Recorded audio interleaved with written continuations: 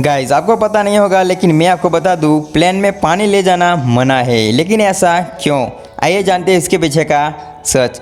आप प्लेन में कोई भी पानी का बोतल या फिर लिक्विड ले जा नहीं सकते हैं। अगर आपको पानी ले जाना ही है तो आप एयरपोर्ट में उनकी शॉप से खरीद सकते हैं। दोस्तों इसका कारण यह है कि कई बार ऐसे मामले सामने आए हैं जिनमें लोगों ने पानी में कुछ ऐसा मिलाया है जो कि हाई प्रेशर में जाकर धमाका कर जाता है या अन्य कोई घटना भी कर सकता है।